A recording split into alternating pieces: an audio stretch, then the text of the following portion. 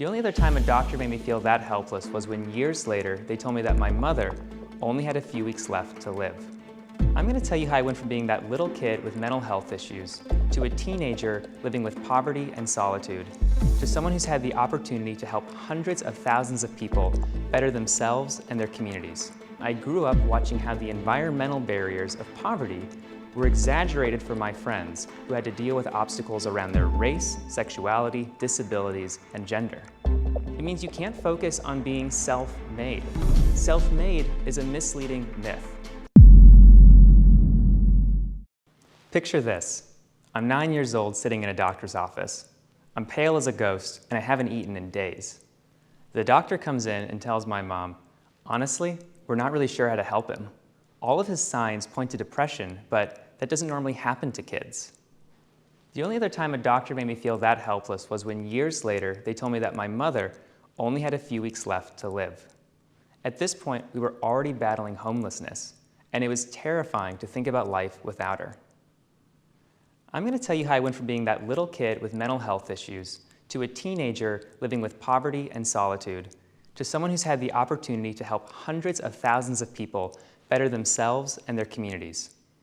I'll explain how regardless of our circumstances and privilege, we can achieve our goals by turning our disadvantages into superpowers and building communities of mentorship and mutual support. So not to sound cliche, but it all started when I was born. I had two moms in 1990s America, and I didn't know it at the time, but we were poor. As it turns out, the location of your birth will automatically open and close future opportunities for you. Researchers at Harvard and the US College Board have already been mapping just how likely or unlikely we are to have education, wealth, and health due to our place of birth.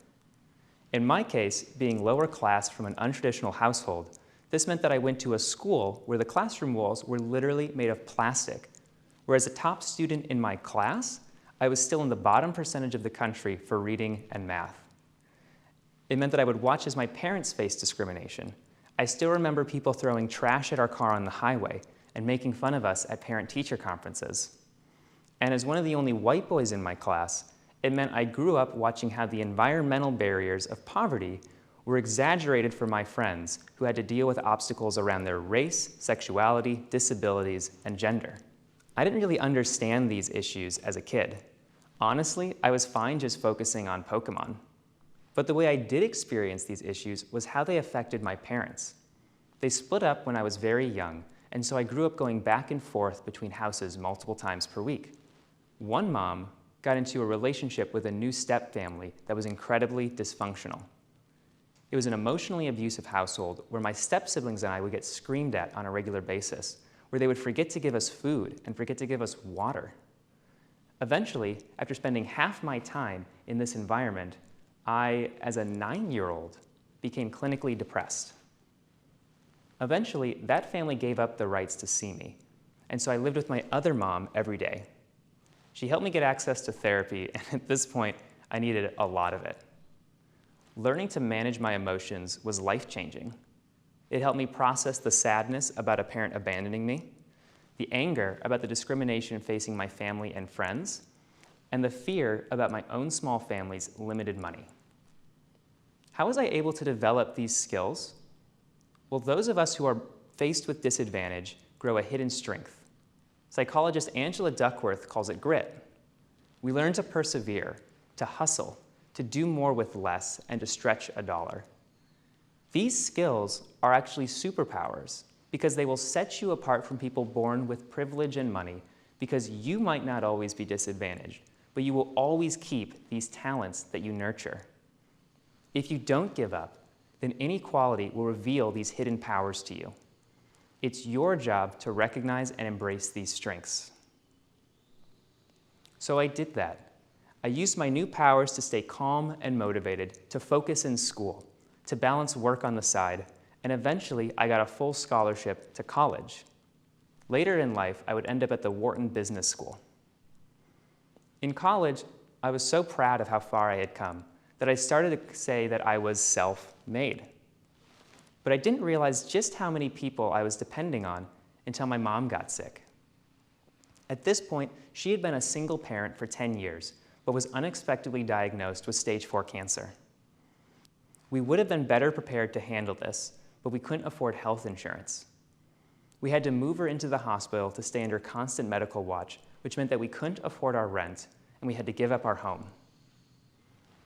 During this phase of my life, feeling totally isolated and without a home, it was the people around me that helped me survive, not my own hard work. One of the people who helped me was Amy Goodfriend. Amy also had to show grit to make her way in this world. She was one of 7 siblings in her family in upstate New York.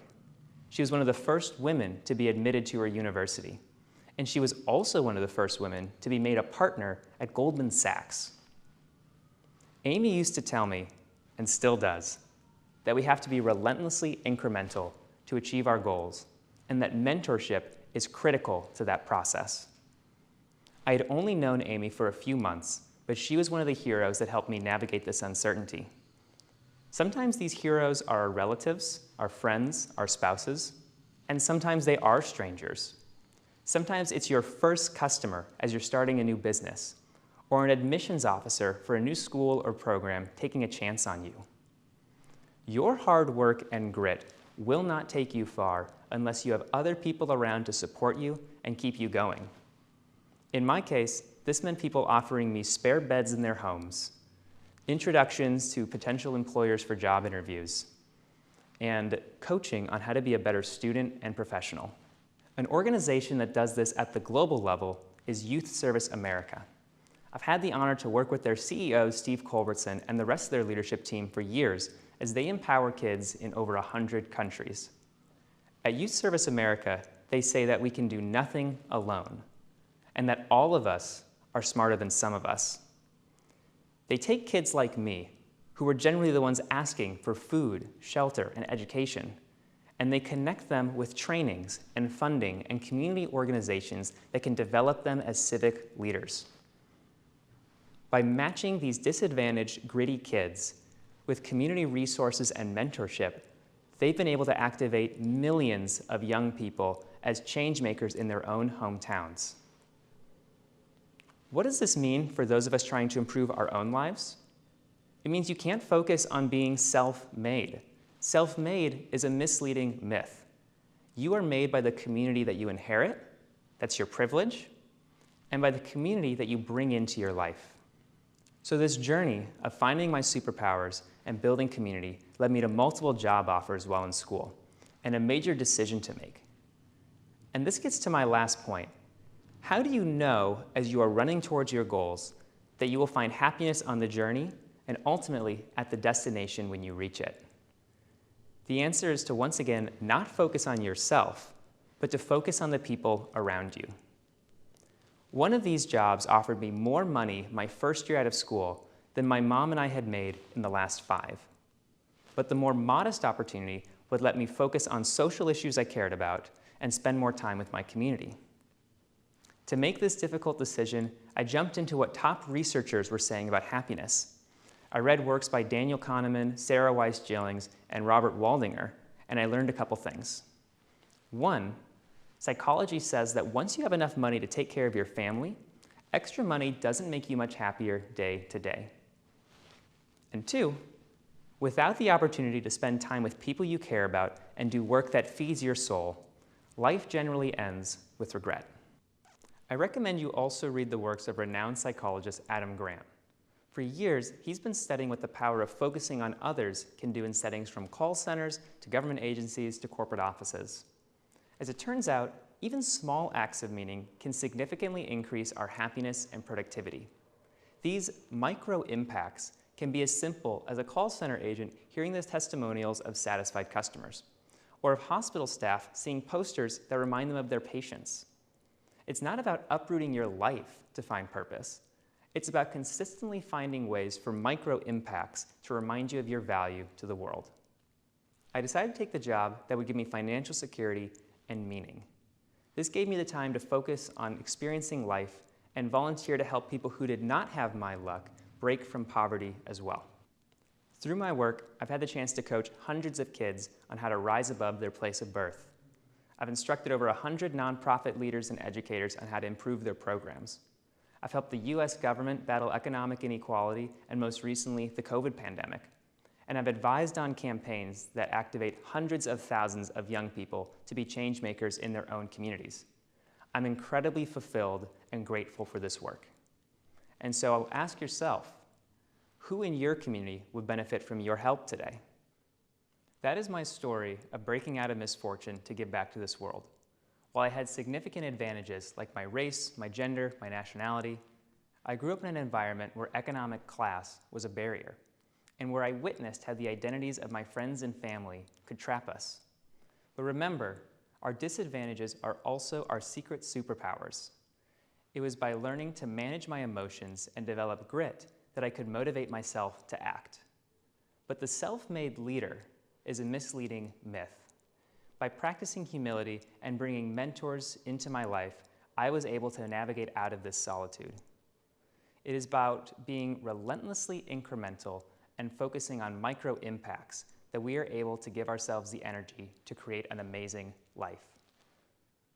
So I challenge you to ask yourself this: how will you turn your disadvantages into superpowers?